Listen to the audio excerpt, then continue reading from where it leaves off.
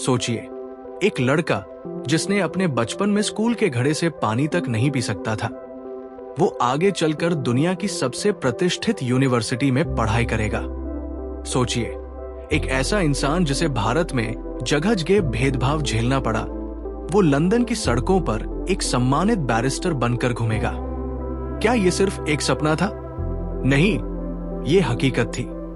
और इस कहानी के नायक थे डॉक्टर भीमराव आम्बेडकर। लेकिन क्या आप जानते हैं कि लंदन में भी उन्हें कितनी चुनौतियां झेलनी पड़ी? क्या आपको पता है कि उन्होंने अपनी पढ़ाई के लिए खुद संघर्ष किया और लंदन स्कूल ऑफ इकोनॉमिक्स से पीएचडी हासिल करने वाले पहले भारतीयों में से एक बने? आज हम जानेंगे कि कैसे बाबा साहेब आम्बेडकर ने अपनी मेहनत और बुद्धिमत्ता से विदेश में शिक्षा हासिल की और भारत वापस आकर सामाजिक क्रांति की शुरुआत की। साल था 1916। बाबा साहेब को बड़ौदा के महाराज सयाजीराव गायकवाड़ ने एक स्कॉलरशिप दी थी, जिससे वो विदेश में पढ़ाई कर सकते थे। इसके बाद उन्होंने बिना समय गवाए लंदन की तरफ रुख किया। लेकिन यहां एक ट्विस्ट था। जब वे लंदन पहुंचे तो उन्हें एहसास हुआ कि वहां रहना और पढ़ाई करना आसान नहीं होगा। महंगे रहने के खर्चे, किताबों का इंतजाम और अकेले विदेश में संघर्ष, ये सब उनके सामने बड़ी चुनौती थी। लेकिन बाबा साहेब कभी पीछे नहीं हटे। लंदन में उन्होंने London school of economics LSE में दाखिला लिया। यहां उन्होंने अर्थशास्त्र और राजनीति विज्ञान की पढ़ाई शुरू की। LSE में पढ़ाई करना आसान नहीं था। वहां का शैक्षणिक माहौल बहुत कठिन था। क्लास में भारतीय छात्र बहुत कम थे।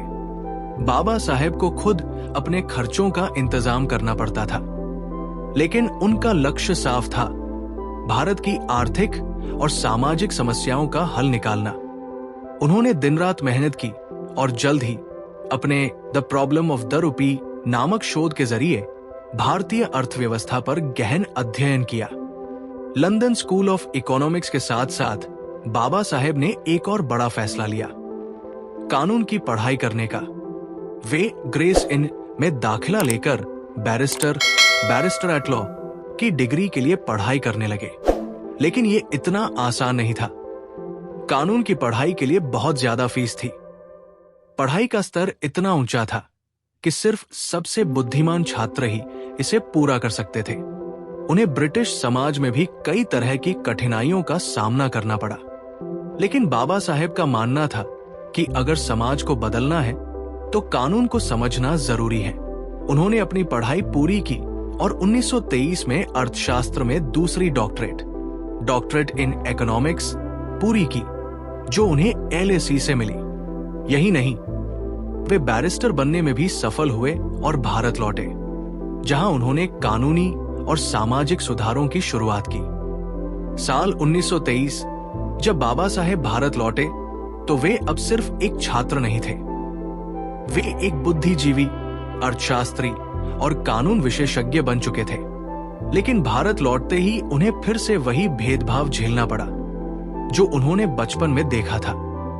लेकिन इस बार वो अकेले नहीं थे। उन्होंने शिक्षा, संविधान और कानून को अपना हथियार बनाया और भारत को एक समानता आधारित समाज देने के मिशन पर जुट गए। सोचिए, अगर बाबा साहेब आम्बेडकर ने लंदन में हार मान ली होती, अगर उन्होंने बैरिस्टर बनने का सपना छोड़ दिया होता, तो क्या आज हम एक लोकतांत्रिक संविधान के साथ खड़े होते? उन्होंने न सिर्फ अपना भविष्य बदला, बल्कि पूरे देश को बराबरी और न्याय का सपना दिया। शिक्षा सबसे बड़ा हथियार है। ये बात उन्होंने अपने संघर्ष से साबित कर दी। अगर आपको उनकी ये कहानी प्रेरणादायक लगी तो इस वीडियो को लाइक करें और बताएं, क्या आज भी भारत में शिक्षा सबके लिए समान है? जय भीम।